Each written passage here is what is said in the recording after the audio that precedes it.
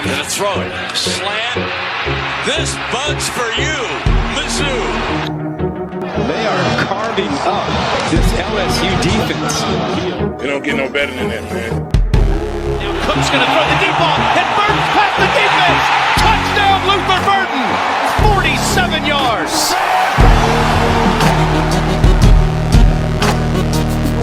Good place. Kick is up. It is. Yes. Oh, a walk-off winner from 61.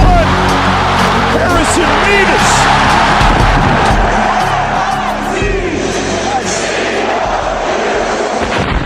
This is the Mizzoucast. Howdy, Tiger fans, and welcome to the Mizzoucast. I'm your host, Brendan Anthony. Joining me, as always, is my longtime brother, Colin Anthony. What's up, dum-dums? Well, Colin, shall we just get into it and say, well, a couple things, like why we haven't been on for a while, and what we're doing different now? Sure, let's do all that. Okay, let's take care of that business. Mm-hmm. So, shall I or shall you begin this tale of podcast lore? You go ahead, and I'll fix whatever you say wrong. Okay, so we decided this year we were going to go full tilt. Yeah. And do visual podcasts and do the whole 9 yards and all that stuff. And it equaled some more listenership, but not enough. And Not much at all, really. Yeah, an extra 1,000 people via YouTube. And then just it didn't equal any money. And so, and then our dad died and we had to miss like 2 weeks of doing it. And we just kind of decided like it's become homework. And for a minute we were like, you know what?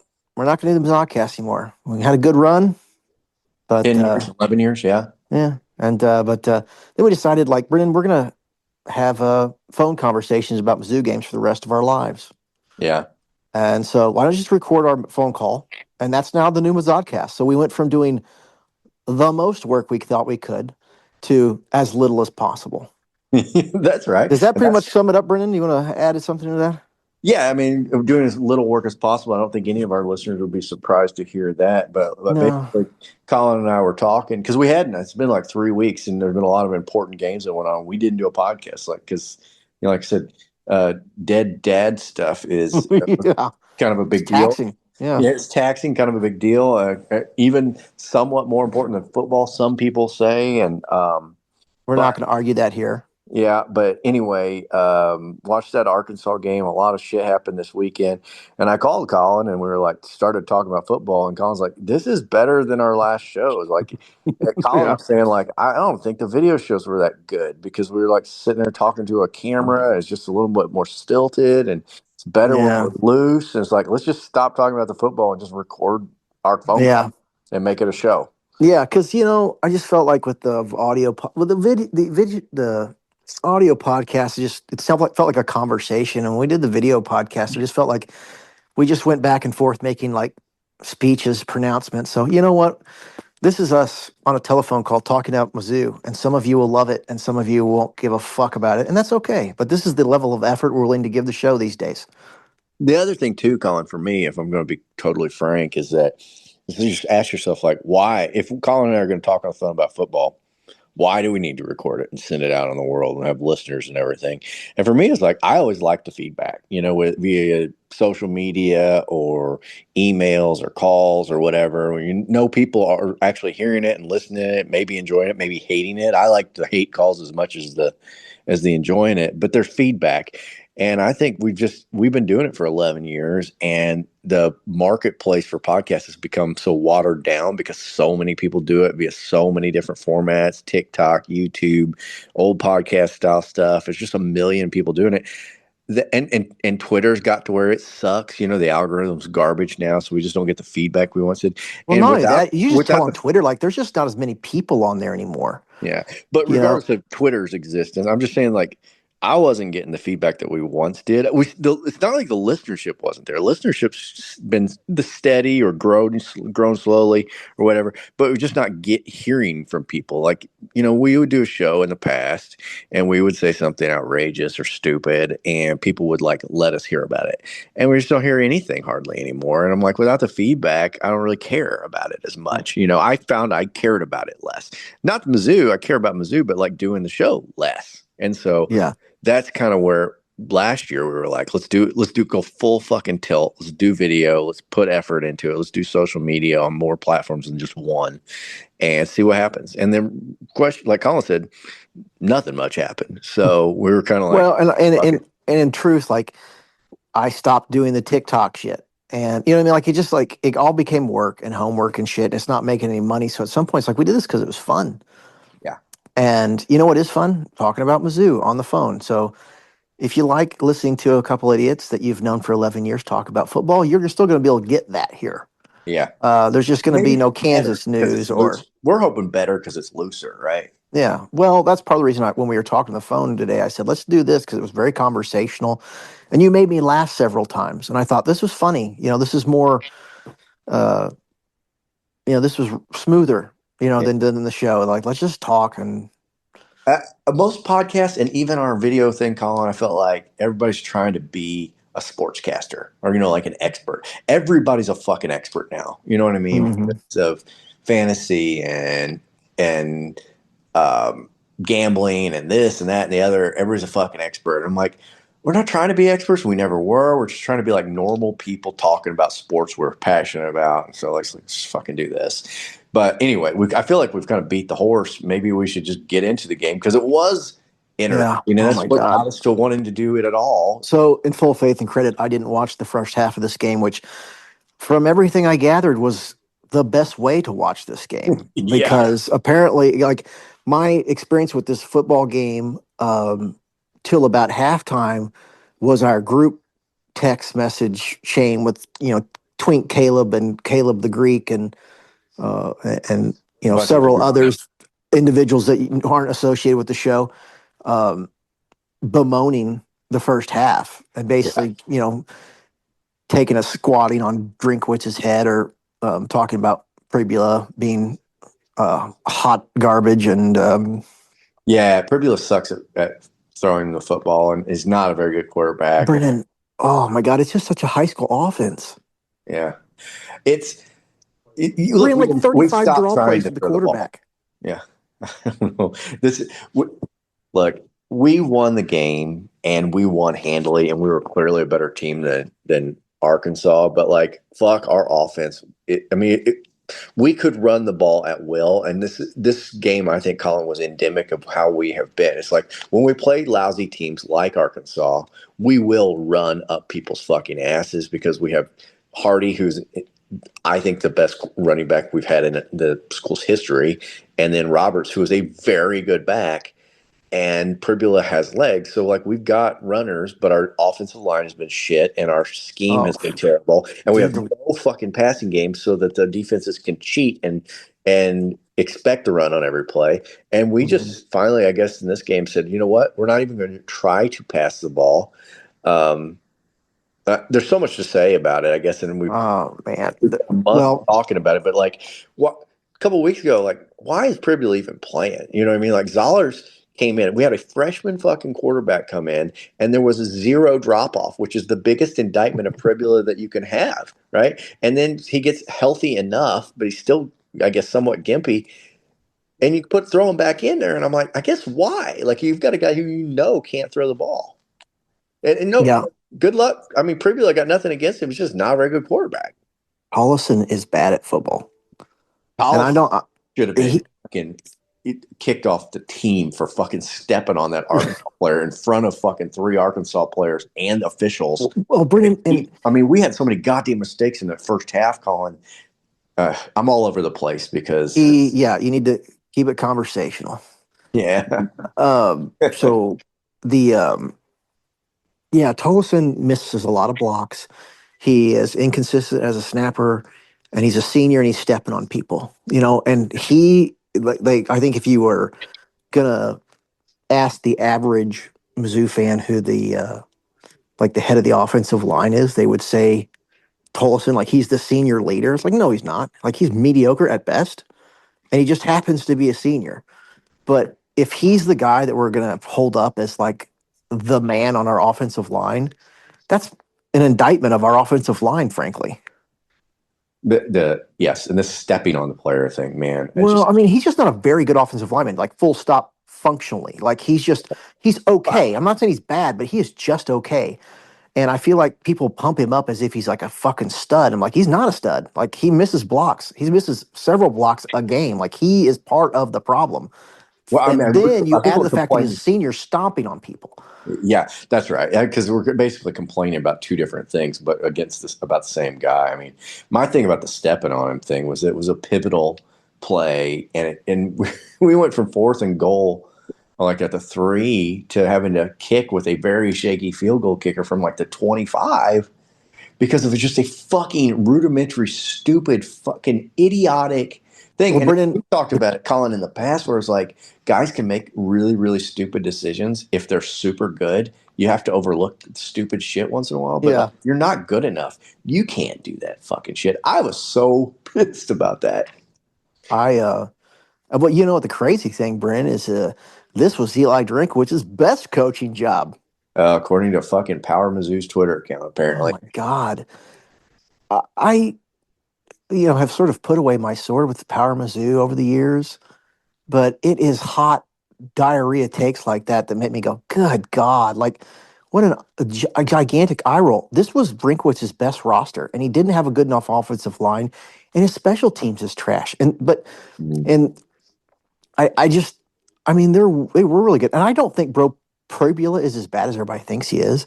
Like, because if you against inferior competition at the beginning of the year, where his line held up, he looked like he could throw the ball. He looked very mobile. Like he looked like a good quarterback. I just think against SEC schools, our line is a fucking sieve, and maybe he's not that good. I'm not saying he's the answer, but I just feel like under the circumstances, him and Zoller were both kind of like this line sucked.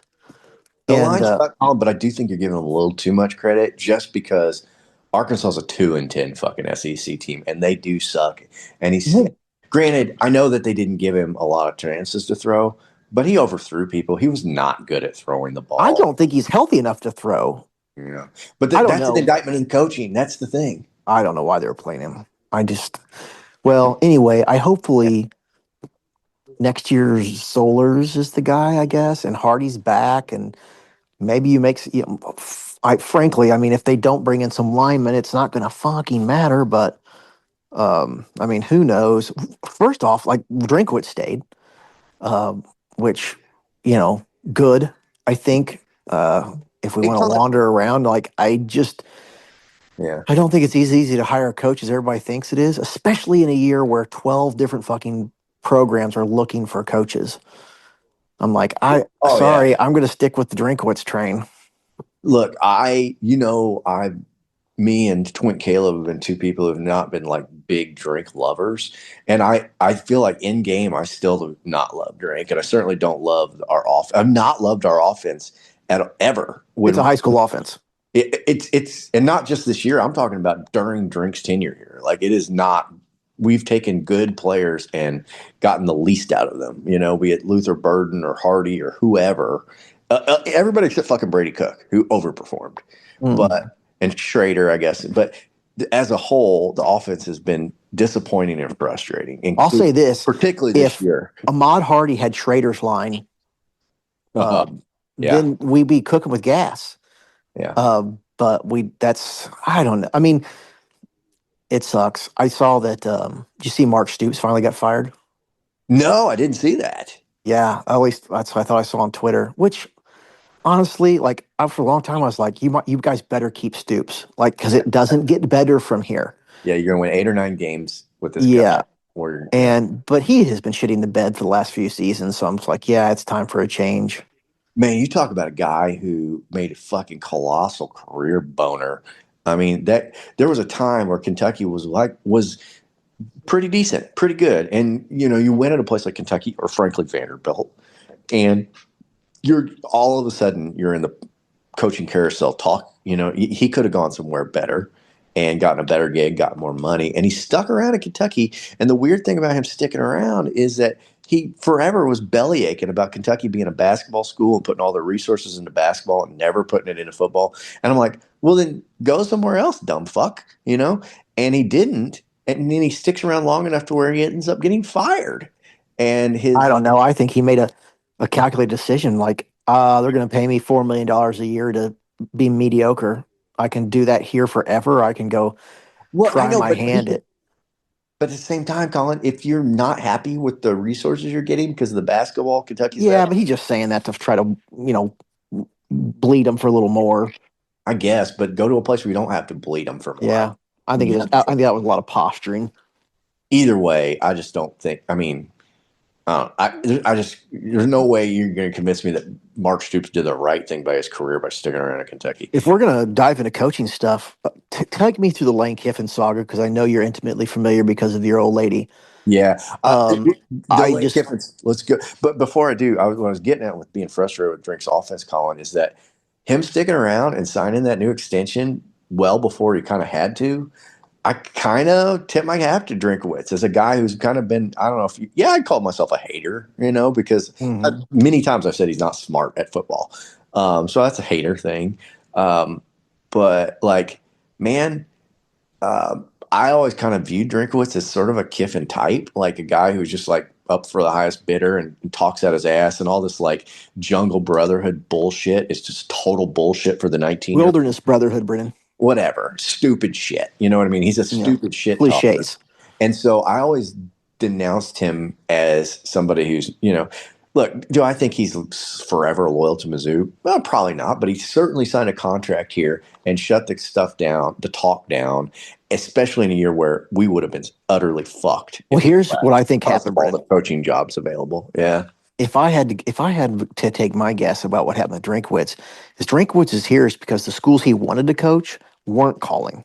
Yeah. And so, you know what I mean? Like, I think if LSU would have come to the table, he might have gone. I think if Auburn comes to the table, he might have gone. But I think at best case scenario is maybe Penn State was actually interested. And I know that Penn State is sort of a legacy program and shit, but it's like Penn State is, I don't know. I just like Drinkwitz just does not seem like a fit there. I don't know. I mean, I'll say this: Drinkwitz does fit here. You know what I mean? Like, yeah, for love him or hate him, his shtick plays well here. Mizzou is a program in this college. As long as we're in the SEC, people are gonna fucking hate Mizzou, and people hate Drinkwitz. So it works. I don't know if it works everywhere. You're probably right, but him sticking around is a huge benefit to us. I mean, look, getting into Lane Kiffin, my thoughts on it, man, was like, Ole Miss was 11-1 and going to the college football playoff, and we're 8-4 and had a disappointing season with a really talented roster. And then suddenly, overnight, because Drinkwitz sticks around and Lane Kiffin has this colossal fucking shitbird doing what he did in the most asshole way possible. Yeah. Suddenly, we're in much better position than Ole Miss right now for next year and going forward. You know what I mean? Oh, that was my biggest problem too with Drinkwitz leaving. Was like I was going to miss Drinkwitz. Right. From a coaching standpoint, it's kind of like, God, who are we going to get? How many recruits are we going to lose? How hard is it going to be to rebuild the roster? It just sets you back. Oh, yeah. And so it's like, we don't have to go for a rebuild. Like, whatever Drinkwitz puts together, maybe it won't be enough. Maybe it won't be good enough. I don't know. But he fucking recruits, and he's here, and we've won, somewhere between 8 and 10 games for a pretty good little stretch here. And, like, I'm willing to give Drinkwitz more time. The most disconcerting thing for me about Drinkwitz is not the fucking. I mean, people I think are a little bit crazy when they expect too much from a record standpoint because he's kind of delivered on that promise, but he doesn't win big games to this point. Yeah, that's his biggest knock. I mean, when it comes to the big boy games, the top 10 opponents, like he's going to fucking play it tight to the vest. He's going to fucking pull. He just gets so conservative and he just turns into kind of a little bitch. And then you add Kirby Moore to that, who's literally runs a high school offense. Like, Kirby Moore's got to fucking go. I mean, yeah, I think he will. I really do. I don't think Drinkwitz could even deny that. I mean, they threw the ball 7 times for 25 yards. I can't imagine that's what Drinkwitz is looking for out of his offense. as he's been ordained an offensive fucking football coach. We've been handcuffed by the offense. Well, we've been handcuffed by the incredibly bad Mizzou luck of like Sam Horn getting fucking hurt on the first play from scrimmage. And then so offensively, and then Pribula just not being very good. So, I mean, yes, without, and this has been haunting Drink outside of the Brady Cook, 2 years of Brady Cook. He's been haunted by having no quarterback. Mediocre at best, yeah. Yeah.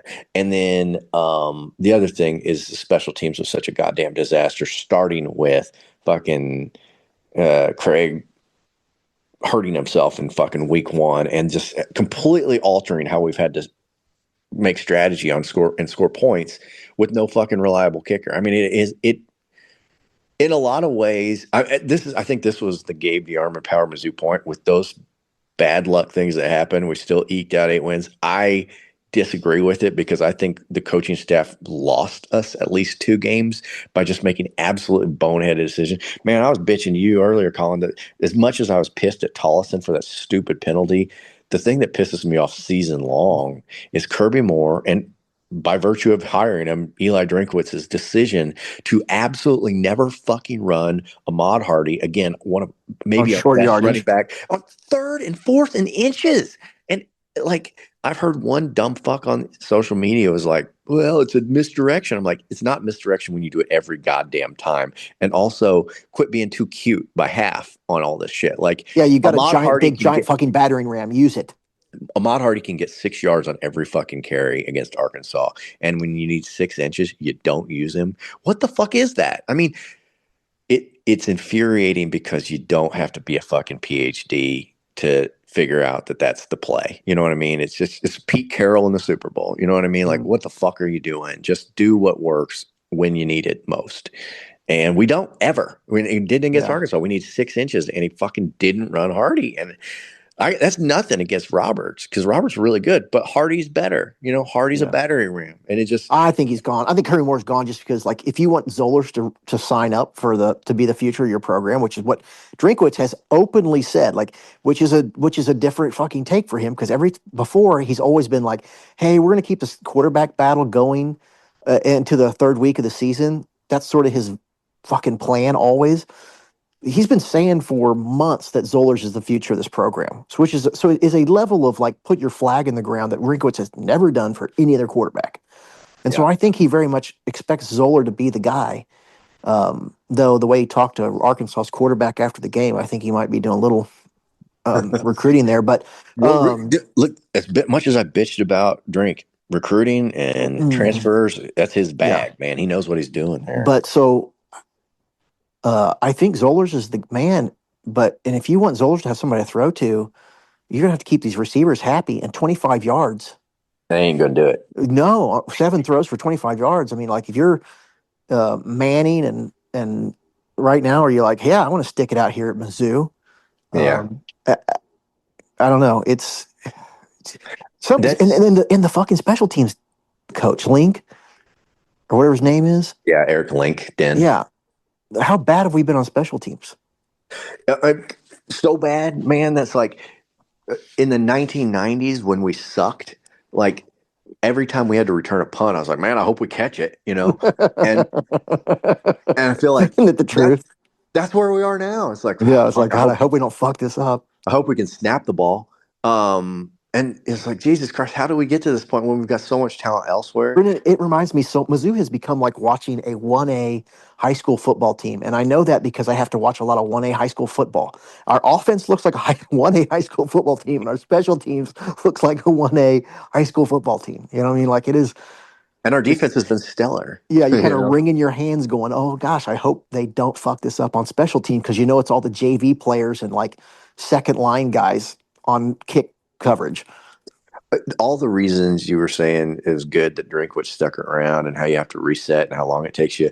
I'm 100% on board with that because I'm like, I remember going from Pinkel to Odom and how it's just like 5 years in the fucking wilderness. And I don't want to go through that again. But I do feel like ever since Gary Pinkel left Odom into the Drinkwitz era, we have had to deal with either having a really good offense or a really good defense, but never both at the same time. And that's this year. That's what I hope we were going to get. That's what I was Yeah. hoping this year was going to be.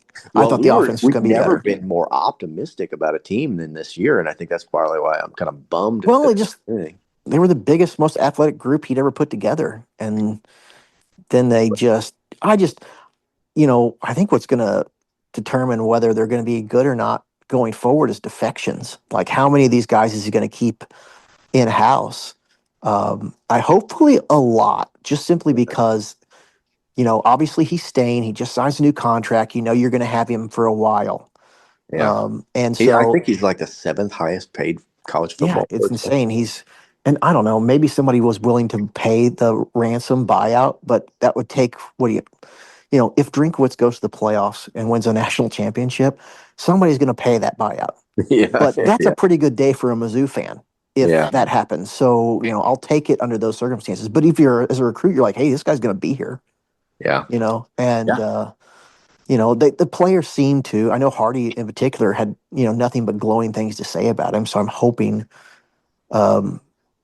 that next year they'll just be better. They're going to have all the same athletes for the most part, and what they lose, they'll replace. And if there's any part of Drinkwitz's game that I have confidence in, it's been his recruiting. So, Well, I hope Hardy is happy with him because people are going to throw fucking NIL money all over oh him, man, starting with oh fucking Lane man, Kiffin at LSU. And here's something I don't get, Colin. And I mean, it's worked out, and I like Roberts and everything, but like, crazy thing about Drinkwitz, and I don't know if this is a Kirby Moore thing or a Drinkwitz thing, is that Drinkwitz has always been a bell cow guy. yeah, I know, He right? picks like Cody Schrader. I'm going to give him all the snaps, or Tyler A Beatty. tiny, hey, who should I give all the snaps to? A tiny white guy, From Truman State. yeah, or Ahmad Hardy, the best running back in the nation. And it's like, no, I'm going to split time with Ahmad Hardy. And I'm like, and it's like, okay, like Roberts is good. He said like huge chunk plays, really good. But I'm like, for a coach who loves bell cows, and you're not bell cow and Hardy, like what the fuck? I think it probably speaks to how highly they think of Roberts, because obviously Roberts gets as many snaps, for sure. and in crucial situations, I feel like they prefer to go with Roberts. So Definitely, it's a credit to Roberts, but it's like, yeah, you're expecting But if you want the to bell keep cow Hardy, treatment year in, year out, you know what I mean? Like you want to get another year out of Hardy. I for don't sure. know. I don't know. It I don't know, honestly. Like, listen, I want Hardy to be here. Obviously, he's the best running back in the nation, my opinion. I mean, not being able to get tackled by a 330-pound fucking lineman and just running out of that and scoring a touchdown is batshit crazy insane, even if it is Arkansas. yeah, It's it's still pretty an good on your SEC defensive fucking lineman. resume. It's pretty And good on your so, resume. yeah, so obviously, but honestly, if he were to leave and Roberts comes back, I'm like, I can ride with Roberts. Roberts a fucking, Yeah. you give Roberts holes, give him a line. Drinkwitz loves to run that stretch zone, run scheme. Roberts does well in that. Like, he's good in that. It fits him. So, like, I get it. I just don't want to. I'd be okay with him for sure. I just don't want to have to just be okay with him. I'd Right. love to be, super excited about next year, because if Hardy comes back and Mizzou's projected to have any success at all, people are going to talk about Hardy as a Heisman candidate, like right out of the chute. Yeah, 'Cause- and I mean, he should be a dark horse anyway, even though Mizzou's Mhm. 8-4, just because of what he's done.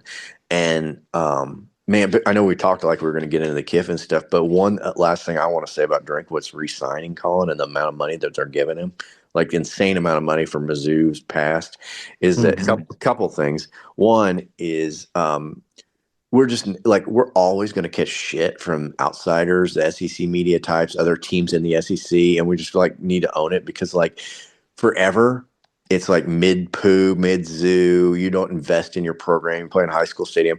And then so we spend $250 million revamping our stadium. And then they're like, how can you possibly play during a construction zone? That's crazy. And I'm like, okay, so you can't win. And then we don't invest in our program. We sign a guy for $11 million a year. And they're like, you overpaid for a guy who's going to win 9 games. I'm like, so we're not investing, or we're overpaying, like, which you can't win. And also, it's amazing to me how much people give a fuck about other people's money. None of his salary is coming out of my pocket unless I choose to go to a fucking game or buy a Coke or It's whatever. kind of like Well, it's who kind of cares? like Who cares how much we politics. pay him? Pay him $30 million a year. It ain't my money.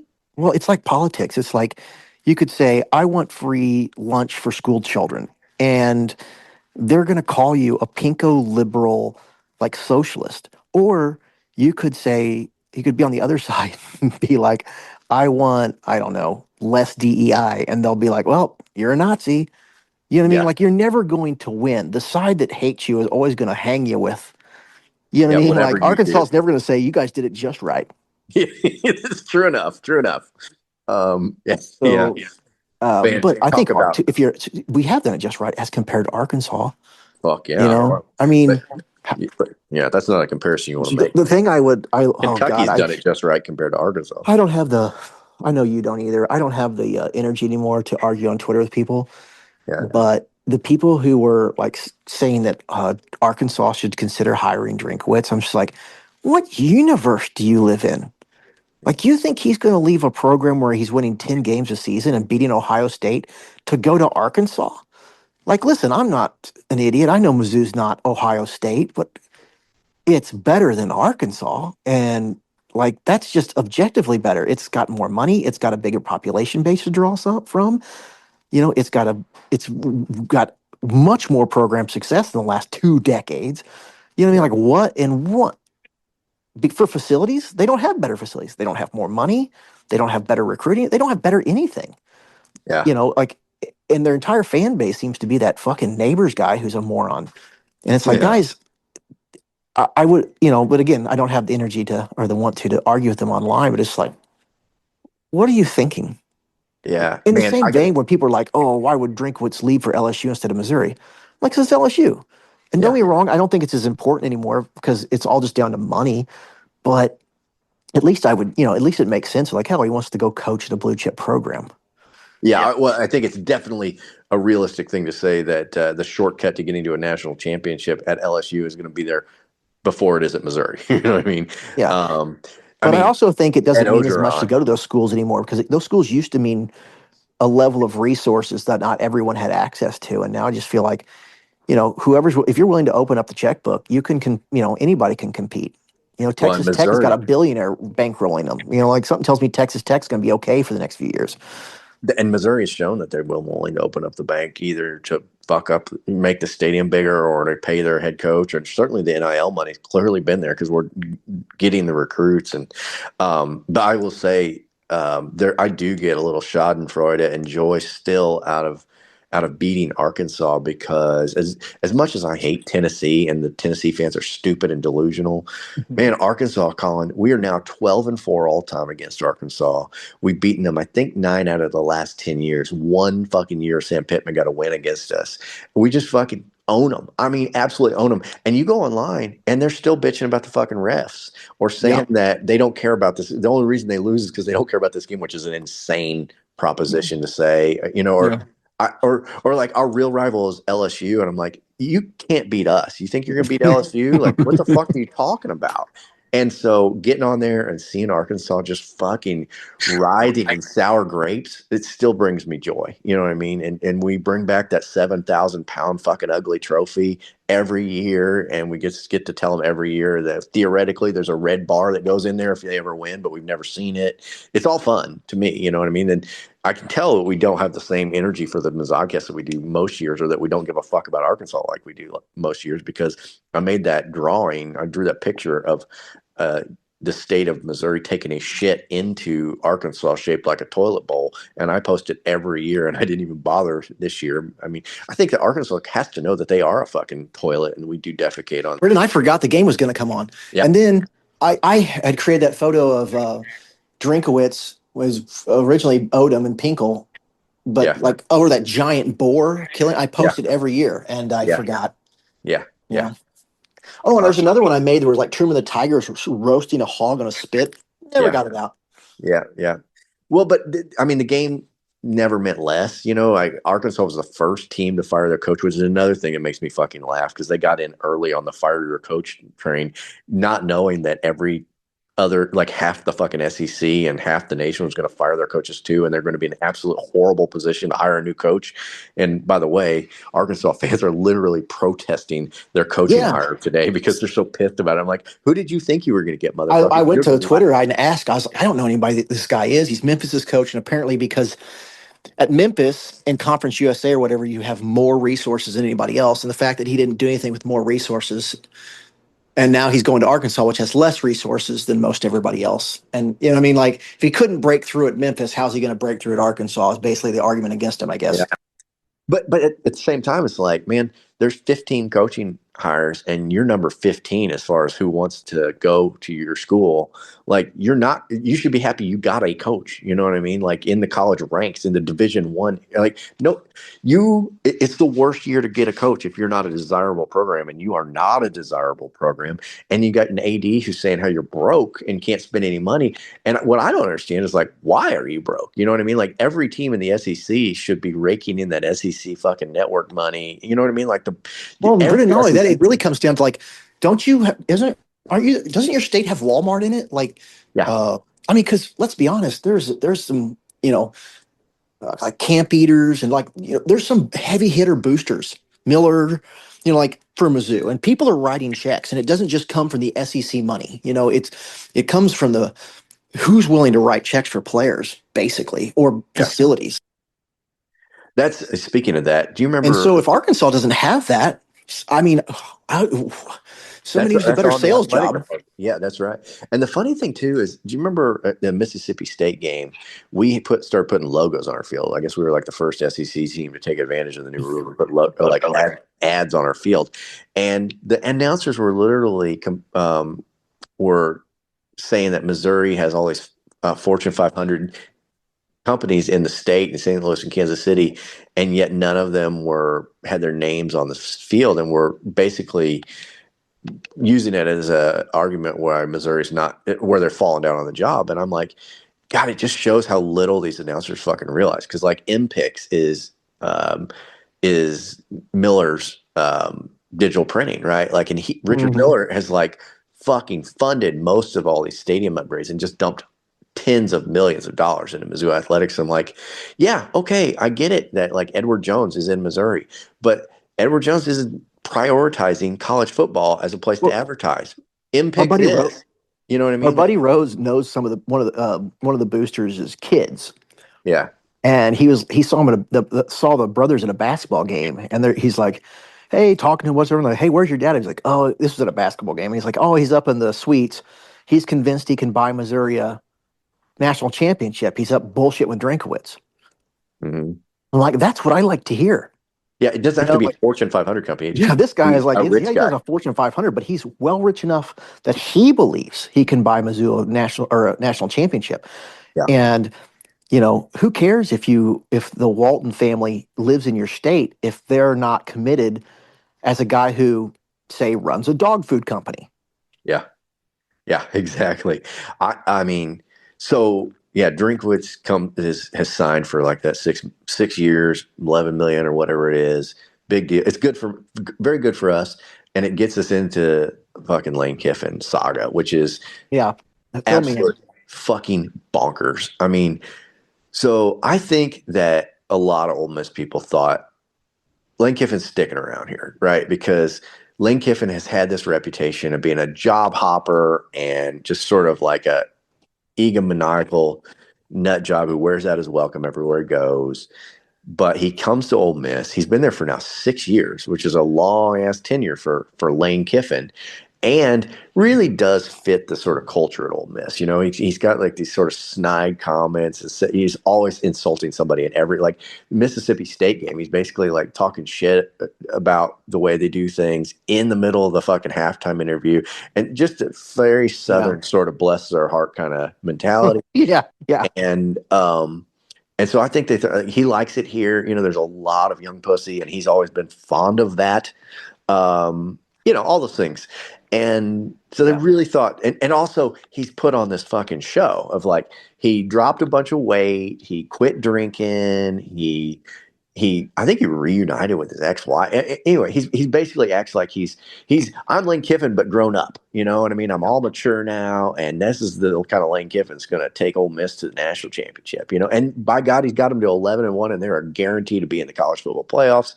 And they're like, man, why leave this? You know what I mean? Especially Florida at some point looked like they weren't super interested. And then LSU has been an absolute shit show where their governor's getting involved and firing their president and making decisions and just like there, and they can't keep. If you fucking win 9 games, you're fired, kind of stuff. It's like, why would you want to go there other than the Dude, that's the buyout? most worrisome thing about like being at LSU. Like, if I was a coach, I'd be like, do I have to worry about the governor's office Yeah, getting involved in my football team?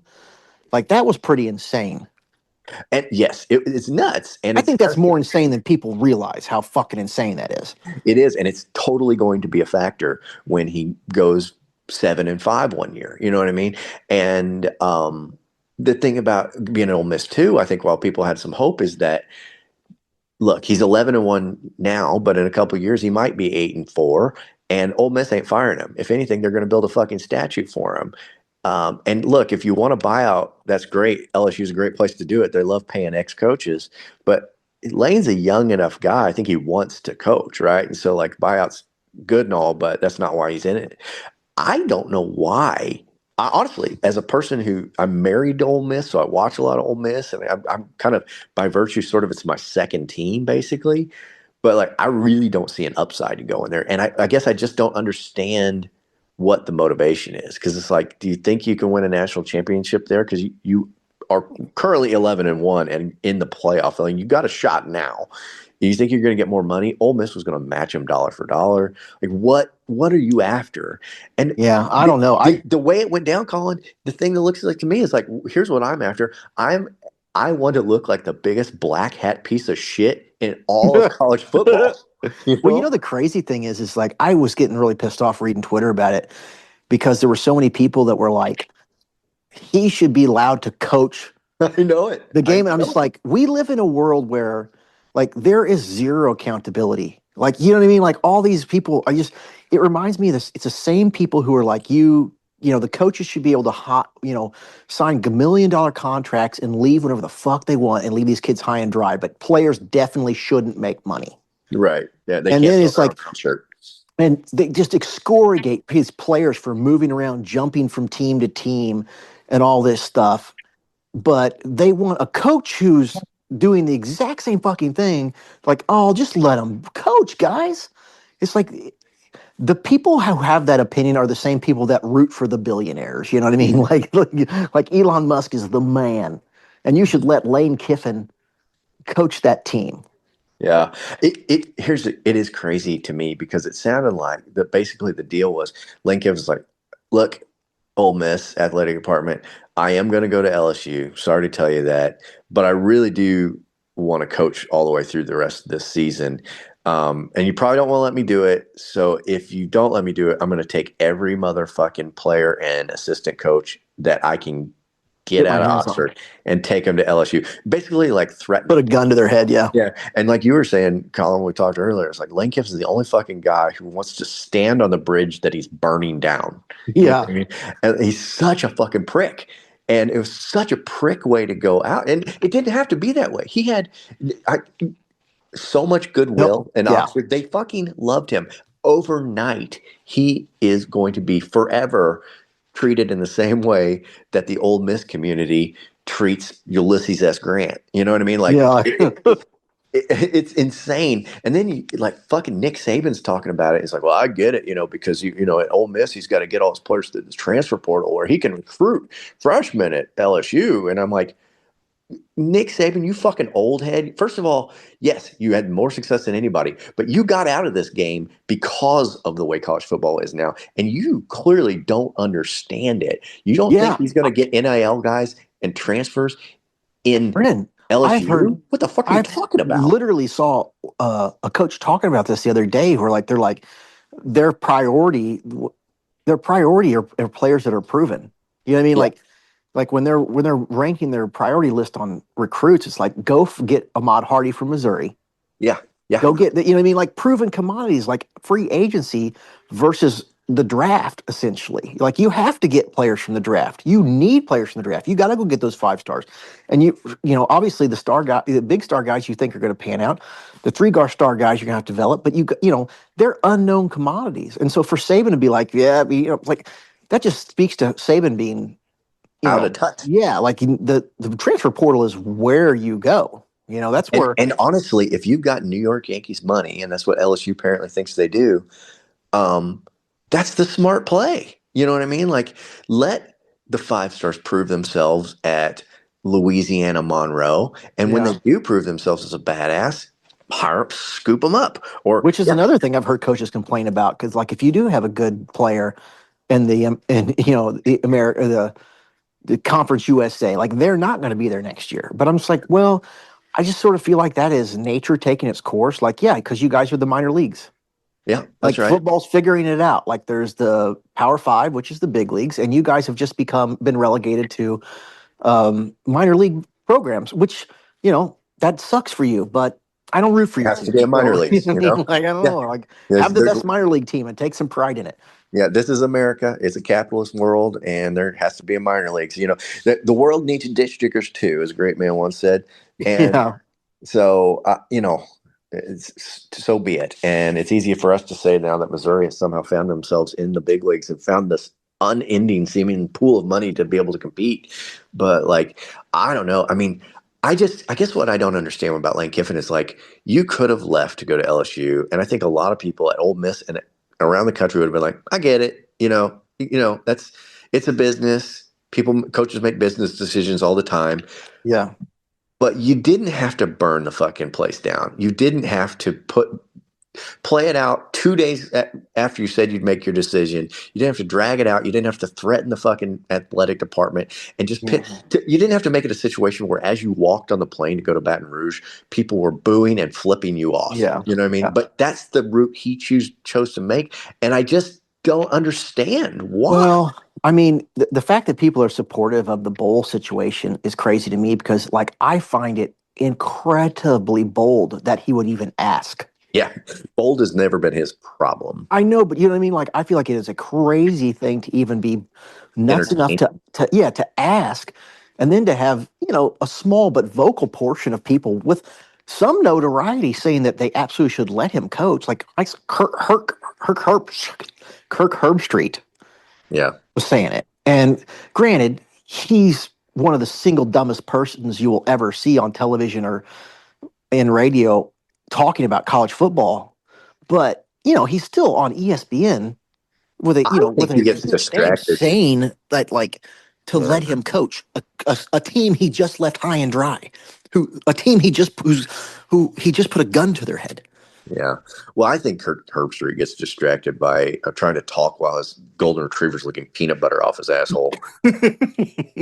Brendan, can I tell you a secret? I find that whole thing just lowest common denominator horse shit.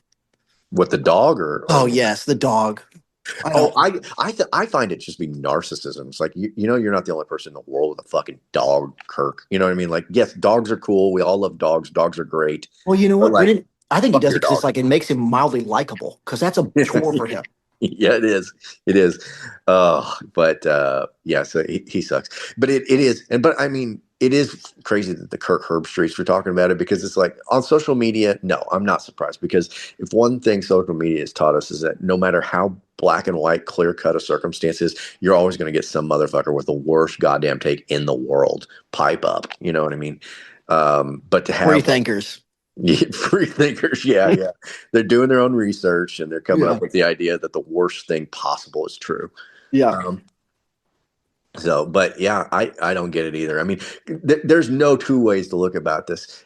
Lane Kiffin is a bad guy. He's the bad guy. He's a terrible actor in this circumstance, and really his whole career. And what I just don't get about it is guys who get statues and have a legacy, they're not fucking job hoppers. Those guys don't ever. They get Well, forgotten.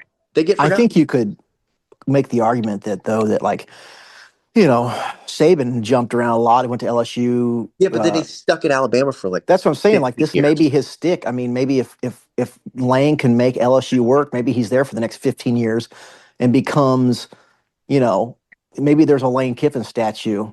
But I'll also say this about Lane Kiffin. Like it's pretty obvious he's a pretty good coach, but he's Yeah, wildly abrasive. yeah, And he, like you said, seems to have made it work at Old Miss. But, you know, if we take the sample size available to us, most places he has not made it work. So has he figured something out, or was Old Miss, just a really nice fit for him? there's no guarantee that he doesn't implode at LSU. Because I'm gonna tell you where people have opinions about the fucking football team. Yeah. And like, if things don't get to the best start, things could go sour there real fast.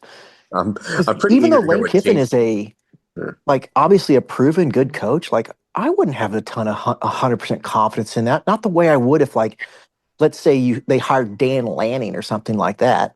Be Yeah. like, okay, Dan Lanning, you give him a deep pocket, he's going to turn your football team into a winner.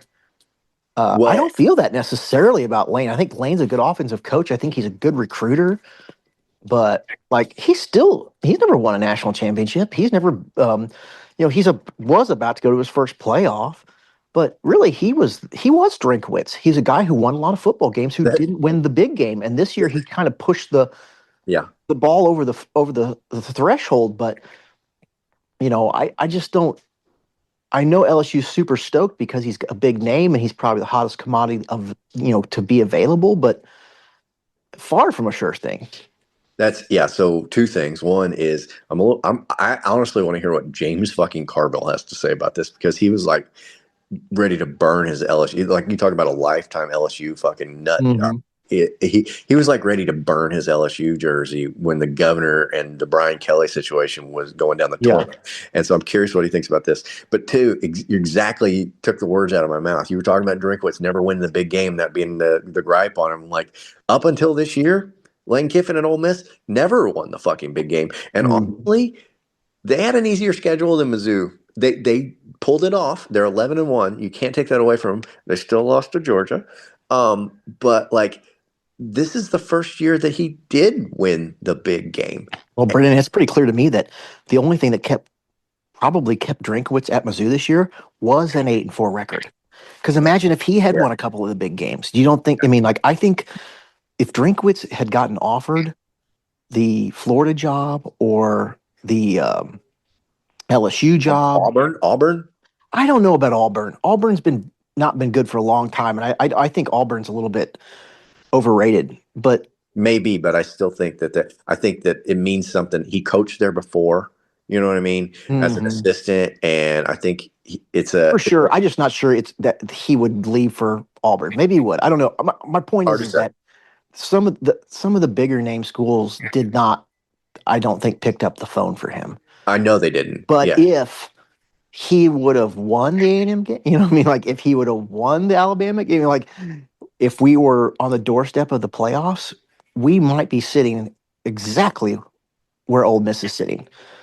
And I think 8-4 may have bought us at least a couple more years with Drink, and hopefully that's a good thing. But this may have been the most well-timed bad season or underwhelming season possible, considering what the coaching landscape looks like this season. Because this was not a year to go into the wilds. I mean, we may be a better job than Arkansas, but we're not a good enough job that I want to go into the offseason with 13 other teams with holes to fill.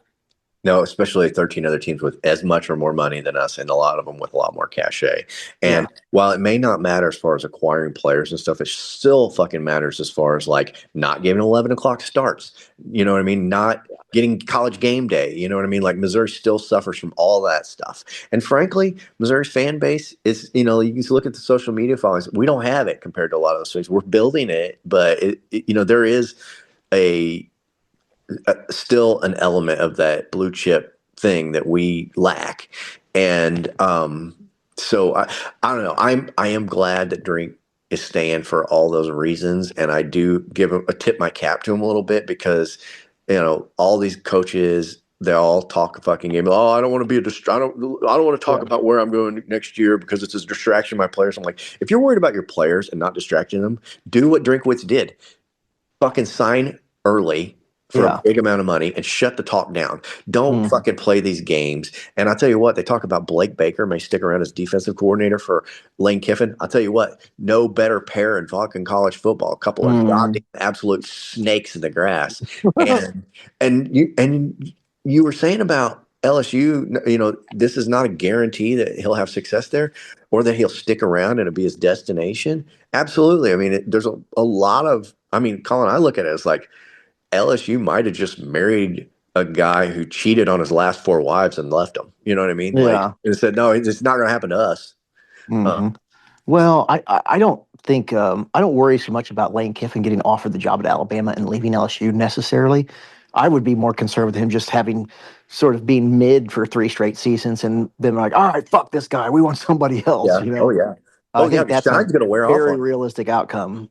the shine does wear off on Lane Kiffin. You know Yeah, what I there's mean? going to be a honeymoon period, but I'll tell you who's loving it. It's probably Tennessee fans who've been through this with him. You know what I mean? They're like, yeah, welcome to the show. yeah, This is what you get. yeah, This is what Kiffin brings to the table. first time, like that. That's right. Yeah. And I do wonder, Ole Miss, I think, did the smart thing. They took their defensive coordinator and elevated him to head coach. And they didn't even give him the interim title, which is a death knell. They just made him the new head coach. Now, will it work out? Probably not. But in a year where there's a million fucking openings and you're getting it, everybody's got a 2 to 3 month jump on you in the hiring process. Just fucking elevating your D coordinator. Well, I always thought that Arkansas would just go with Petrino, honestly. Well, yeah, except that he went 0-7 in his intro stint. That's true. But their offense moved the ball. Yeah, I guess so. But I mean, if this was his tryout year, that's true. You make a valid point. He didn't win at all. No, I saw an Arkansas guy who actually made me laugh. He goes, Petrino left this program in a better state when he crashed his motorcycle with his hooker on the back. Yeah, we didn't like. Yeah, that's true. He did. Yeah. No. Yeah, Petrino wasn't getting that fucking job. I'll tell you what.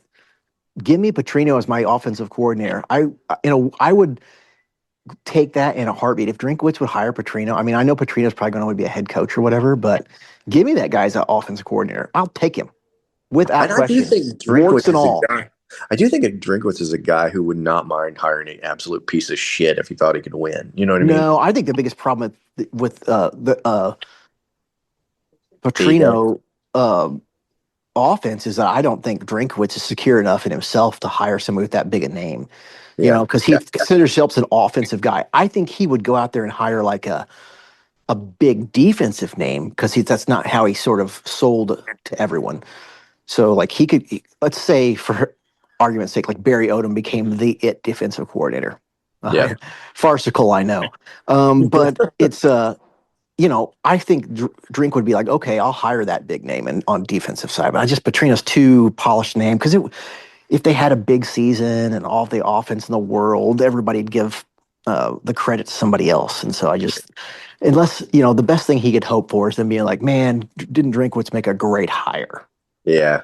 Well, first of all, Drinkwitz is not a good offensive guy. He's proven that over and fucking over again. But I agree with you. I think that there's not enough room in Faroe Field, even under the new construction, for those two egos to be in the same building together, and he wouldn't want to share the credit, and it could cause problems. But at the same time, like, we got to get past. When we hired Kirby Moore, my first thought was that Eli only got a new offensive coordinator because there was pressure for him too, because the offense was so shit when he was running it himself, and he was basically getting a guy who was basically like a figurehead, a puppet. And then I kind of backed off on that, but I'm right back to where I started. I'm like, I think this was an Eli Drinkwitz fucking offense, and that Kirby Moore was too weak to. I don't know. Maybe I'm giving Kirby Moore too much credit, but like, he needs a real fucking proven offensive guy. Well, I can tell you this: ain't it? Nobody at Division I college football is running fucking 35 quarterback draws if they like what's going on the offensive side of the ball.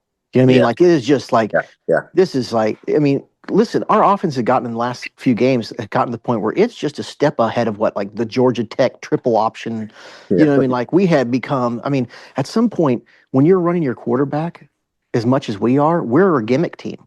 Yeah. And no giant, awesome offense was ever a gimmick team. Gimmicks are what you fucking run when you can't get anything else done. You know what I mean? Like, you're trying to catch people off guard. Like, hey, we're going to run the quarterback 300 times because you know what people aren't used to seeing? Like, they're just like, because nothing else works. You know what else the gimmick teams do, Colin? Which is exactly what Mizzou's done this year. They beat the living fuck out of the Arkansas and the Mississippi States with the gimmick plays. But when you get up against real teams like Texas A&M and Oklahoma's, you're absolutely fucking shut Well, down. Brendan, honestly, gimmick might be too strong a word because the quarterback running like that is a gimmick. The fact that they run the running backs between the tackles like a motherfucker is great. And, but it's, so it's running isn't a gimmick, but at some point when you do it 95% of the time, you become a gimmick. You know what I mean? Like, It's beyond predictable. It's yeah, you become Georgia Tech, and so, and we had, I mean, so like if But we our keep running Kirby game Moore, is- I think that would be a real indictment of Drinkwitz just from the standpoint of like our offense hadn't just gotten bad, it had gotten high school level, like predictable, like sort of silly in a way, like hey, we're just going to run it at you. Around the ineptitude and it is the kind of our running game is so good this year that Imagine if we had a play action game. yeah, but it's so good that when we play a shitty team like Mississippi State, we have 300. Like Ahmad Hardy by himself has 300 fucking yards. I mean, God, think about that, Colin. One player ran for 300 fucking yards. That's insane. And then you go up against Oklahoma and Texas A&M, and you literally can't get past the line of scrimmage. Yeah, well, you know why that is. Well, it's a line, yeah, but it's still, it's also, like that's what I'm saying. Like our team, threat of passing. This is why everybody should be I mean, this team, if we had an offensive line, the rest of the unit, was good enough to be really good. Yeah. And we just really bad on the line. And that sucks balls. Yeah, man, when we Harry Derby balls. You remember when we beat Ohio State in the Cotton Bowl and all the Ohio State people were like, yeah, well, none of our players are there and we don't care about it because we wanted to. And there is, I was always like, you're playing the game, your university is putting the best team out there they can, and it wasn't good enough. So don't act like there's an asterisk on that win. But at the same time, I do recognize there's some diminishment to the bowls with people opting out and all this shit. Mm-hmm. When we're 8-4, I could really give a fuck which bowl we go to now. Yeah. No, I mean, like it's all about next year. It's all about the playoffs. And that was kind of the argument people made for the bowl games was like, it was a diminishment of the bowl system. It is a diminishment by design, like a playoff system should, but the bowls are still good. They still are another win on your record. It's still another. You think I'm not going to watch that fucking game? I'm going to watch it, and I'm going to be on pins and needles like I am at. Yeah. And that was why I was always stupid. It's like they were so convinced that the bowl system is just terrible. It always was and always has been. I can't believe I still see people online bemoaning the playoff system as if it's not infinitely superior in every fucking conceivable way. But as you had mentioned earlier, like there's always some asshole out there with the worst take on the planet. Yeah. But regardless, I'm still going to care about the bowl games, and everybody wants to be that. I think the new bowl game is double-digit wins. Yeah. That's the sort of benchmark. If you're not getting into the playoffs, if you can get to double-digit wins, that means you were on the bubble.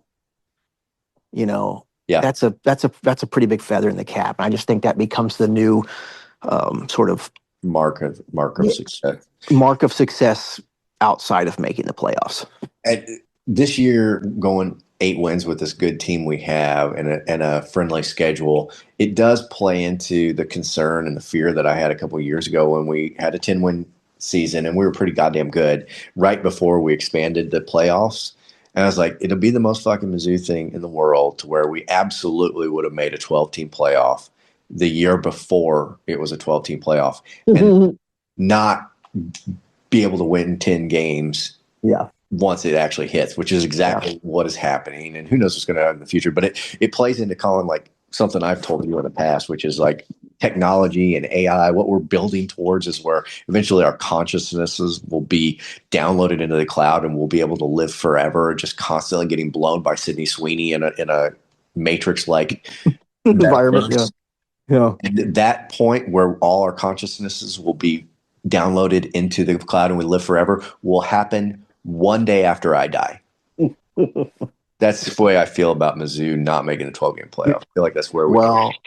I'll say this though, and that another win for the playoff system is just like it makes college football better throughout the season. Like, the playoff spots are still sort of solidifying right now, and we just are in the last week. Um, honestly, Mizzou was still in the hunt for a long time. To Yeah. sneak Yeah. in, Oh and yeah. I think that Until that third loss, basically. yeah, and so it just gives your season has meaning for a long time if you're competitive. I was never all this. You talk about bad takes. I've been 100% on board with expanding the playoffs for Me 10 years. too. For 10 years. Every time I see people belly aching or give reasons why it shouldn't happen, I'm like, you're just so wrong on every goddamn level. And It's so many like people are just basically like, all change is bad until you prove otherwise. And then they forget that they were against it once it's awesome. Brennan, we've had the NFL. Like the NFL is like everybody is consensusly agrees that the NFL is the best fucking football or sports product in the world, right? And it makes the most money and it has the most eyeballs. And they've got this playoff system. They got this whole. The crazy thing about college football is they've had this fucking diagram living right next door to them Yeah. for Yeah. the last 75 fucking years, and they just ignored it as if their way was better. And it'd be like sitting in a car watching your buddy get a blowjob and then being like, I don't think those look very good. Yeah. I think that's a bad plan. You know, it's like, what are you doing? You know what I mean? Like, No, I'm going to sticking my dick in a pencil sharpener. yeah, exactly. Um, I anyway, and it's like I said, there's always those people that are going to be contrarian for the sake of contrarianism. Um, Yeah. but like ultimately, it's a huge win. It's more money. The seasons mean more. It's just better. It's just more entertaining. More teams are alive. More games that mean something. Like more gambling, more excitement, just more. It's turned it into even more of a circus and an entertainment value. And college football, especially like within the last decade, more so than ever, has become cool. Yeah. And there's We're in the coolest conference, you know what I mean? And we're having yeah. success and it's fun. I mean, Colin, I live close enough to Faroe Field that if I'm not at the game, I hear the cannons going off when we score a touchdown. You know what I mean? Like, it's cool. It's fucking cool. I love it. And honestly, like what you're talking about is the fucking fact that people can know blowjobs exist and still go out there and say that I don't know if I ought to be getting. They can watch it. They can just watch it over and over and over again and just be like, Yeah. nope. I don't know if that's for me. That's why I don't know if I'm not sure that's better. I don't know if I'm ever going to be able to quit on the Mizzodcast because I'm like, as long as people know blowjobs exist and still are trying to make arguments that they shouldn't be giving out blowjobs or people should be giving them blowjobs. Yeah. Or the argument that like a rough-handed hand job's better. We need to. Yeah, I need you to. I'm going to stick the hand jobs with sandpaper. Yeah. No. The Mizzodcast. And honestly, that's a pretty apt description of what the system of the. Let's let the press choose our national championship. Yeah. Do you want a Sydney Sweeney blowjob or do you want to be licked by a cat tongue? Yeah, and some people are still going, "Give me the cat tongue." Mm-hmm. Oh yeah. Well, I mean, I don't even know what to say from the, Colin. This is an unstructured show, which is, I guess, what it's going to be. Yeah, how long have we been talking? I don't know, but it's been a lot.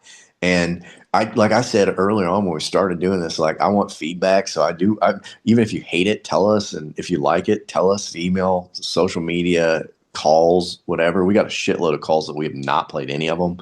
But we listen to them and I want the feedback because it's what keeps me wanting to do it.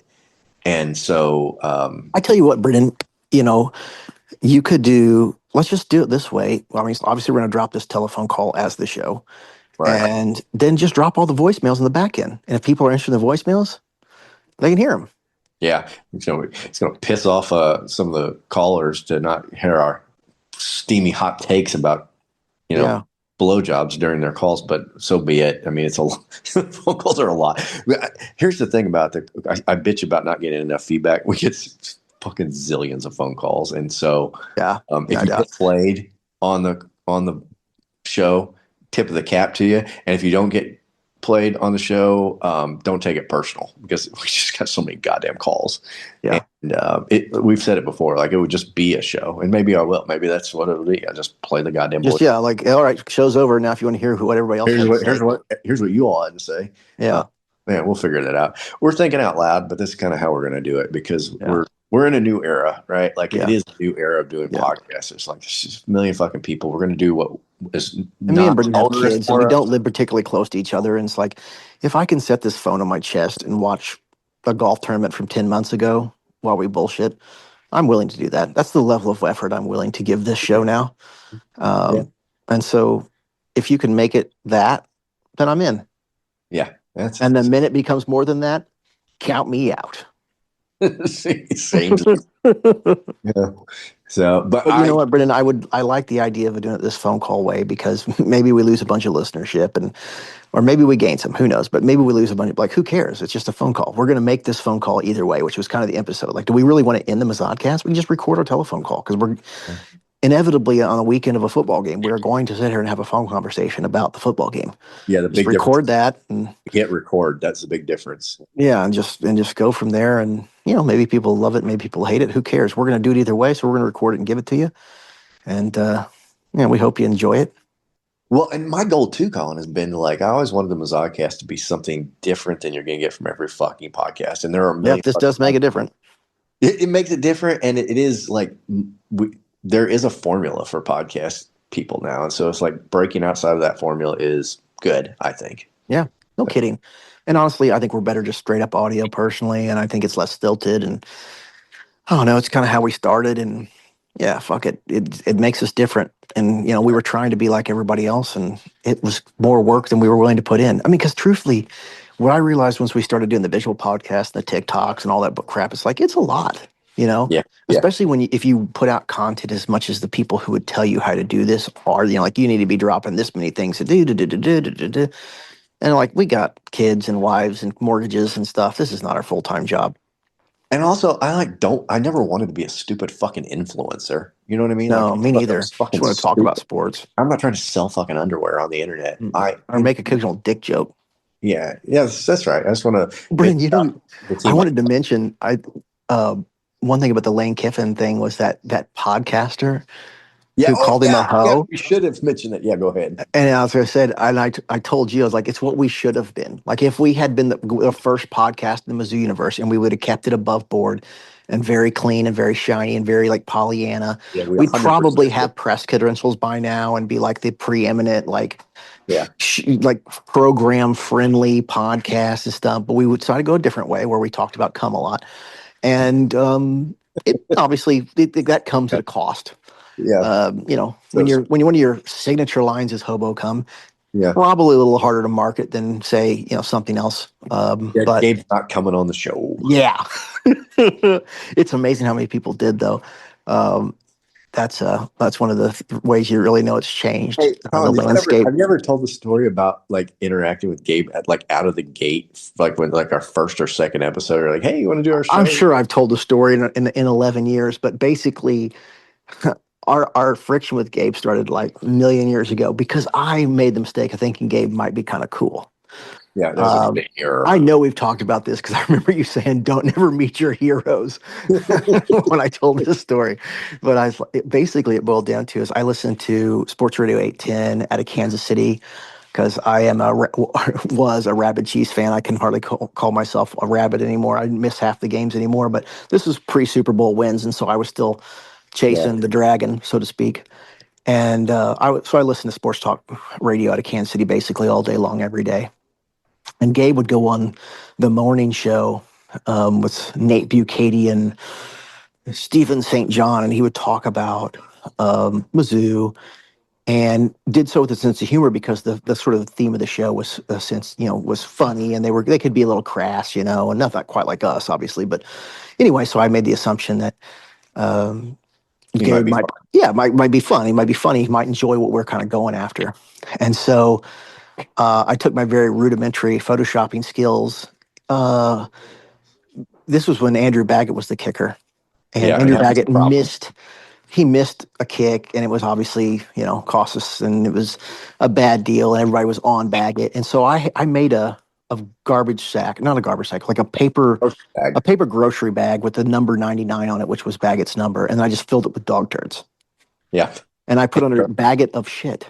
Yes. And I sent it to Gabe thinking like, haha, isn't this funny? And he is like, I don't know what this is. And blah, blah. And he kind of sanctimoniously I will told never me. be associated with anybody who puts this kind of thing out in the world. Yeah. And I was just like, oh, okay. Well, I guess I went there and so did you.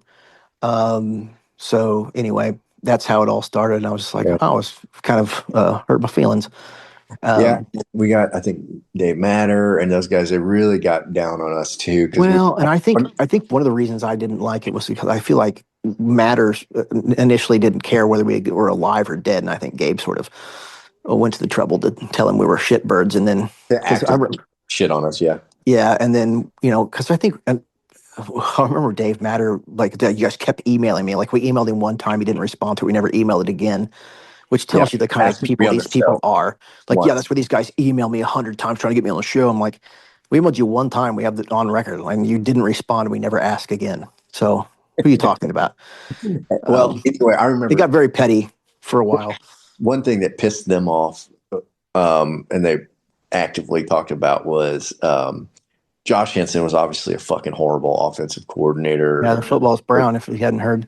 Yeah, but anyway, I remember in the middle of a game, and you know how I can be on Twitter, very reactionary, and I was just like, "Fuck Josh Henson," and that was the thought message. And I remember they get very high and mighty and holy roller on us, and they were like, anybody that would say "fuck you" to one of the coaching staff doesn't belong. I think that podcasts were small enough, and there was. Brendan, do you remember how that happened? Is that we kind of went back and forth with him, and he went back into our tweet you had made like a month earlier, and so he had went down and found it. Yeah, we really and pissed then him off. Brought it back up. He's like, anybody that would say this, you know what I mean? It's like, so he was digging on us. Yeah. But anyway, it was a fun ride. Well, I just remember at the time thinking like, I can't say fuck this guy when I thinking fuck this guy. Like I'm not allowed to. Because, and it's the funny thing is now like journalism? with the Barstools and the Pat McAfees of the world, like saying fuck this guy is like that's how it works now. Like, I guess he's not even in fucking sports journalism anymore. Yeah. I mean, like, doesn't matter. So, that's what, like, we probably started too early. Trendsetters. Well, I think we were too crass. I mean, like, we were definitely too crass to be taken seriously on it. Yeah. I mean, so, because like those guys will cuss and cut it up a little bit, but I think we find particular relish in just trying to be as abhorrent and like graphic and just like off-putting as possible. That seemed to because that's who my friends are, right? That's what I want. I want to talk to whoever's listening in the same way I talk to my friends, and I don't want to have to fucking hold back, Yeah. Well, I'm just saying it might hold us back. Okay, so we didn't get to we're never gonna be on SEC Network doing this. Yeah, sure. Fucking deal, Yeah. Yeah. Anyway. But anyway, so we hope you guys first liked our first lazy show. Yeah, this was the lazy show. Yippity doo. M-I-Z. Z-O-U.